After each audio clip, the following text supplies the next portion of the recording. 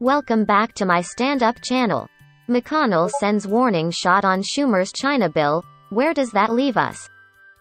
Biden confronts the limits of his unity talk. Joe Biden will on Tuesday meet the family of George Floyd on the first anniversary of his murder by police in Minneapolis, but miss his own deadline for police reform to address racial injustice. The private meeting at the White House comes amid events in Minneapolis and beyond to mark 1 year since Floyd was killed when police officer Derek Chauvin knelt on his neck for more than 9 minutes. Floyd's dying words, "I can't breathe," became a rallying cry for an international racial justice movement and demands for radical changes to policing. But to the frustration of activists, efforts have hit a wall in Washington. Biden dropped a campaign promise to create a National Police Oversight Commission in his first 100 days in office, reportedly after being advised by civil rights organizations and police unions that it might cause unnecessary delays. Instead, the president told a joint session of Congress last month he wanted the George Floyd Justice in Policing Act passed by the 25th of May.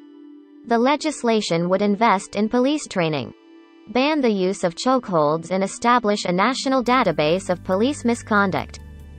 The bill has been passed by the House of Representatives but is stalled in the Senate over issues including qualified immunity, which shields law enforcement officers from being sued by victims and their families for civil rights violations. Republicans have objected to it being scrapped. Both parties acknowledged on Monday that they will not meet Biden's self-imposed deadline but insisted they can still find common ground. The Democratic Senator Cory Booker, Republican counterpart Tim Scott, and Democratic Congresswoman Karen Bass said in a joint statement, "This anniversary serves as a painful reminder of why we must make meaningful change.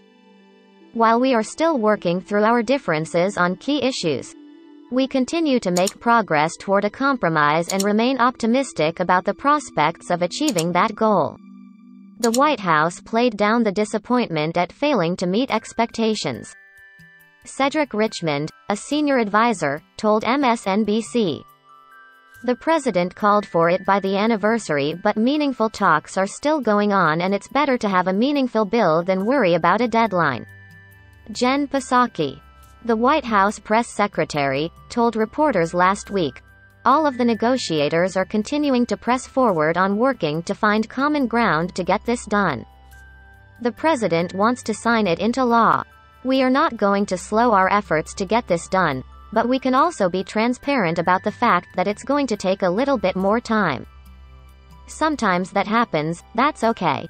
Biden has been criticized for his support of a 1994 crime bill that led to the incarceration of thousands of black men and women for drugs offenses. But he performed strongly with African American voters in last year's election and promised to embed racial equity in his legislative agenda.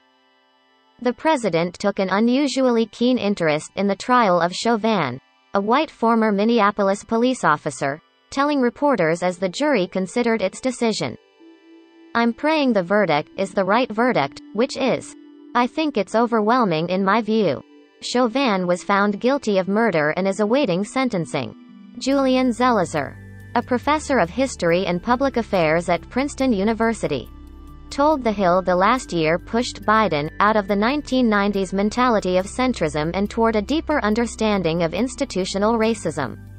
Zelizer added, "The combination of Trump, with his endless appeals to white backlash politics, and a movement that insisted public policy must change at basic levels, moved him into a new place intellectually. The question is, how does it translate into an agenda?"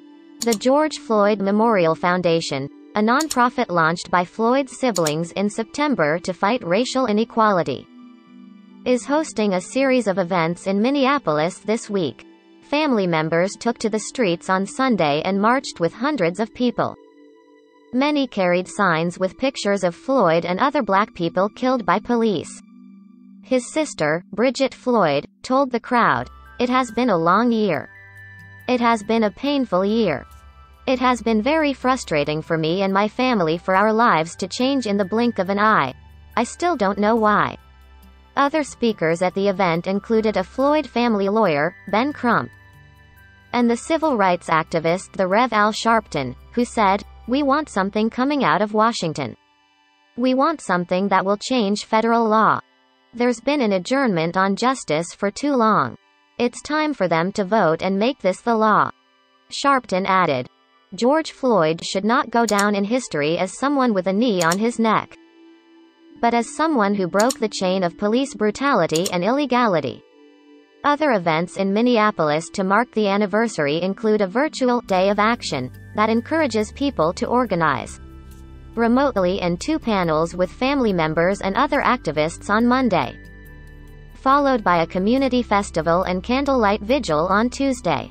In New York on Sunday, Floyd's brother, Terrence, attended a gathering in Brooklyn organized by Sharpton. Terrence Floyd told supporters not to forget his brother or victims of racist violence.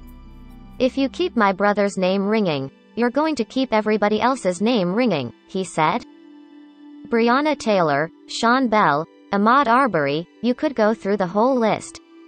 There's a lot of them. Source: MSN.com.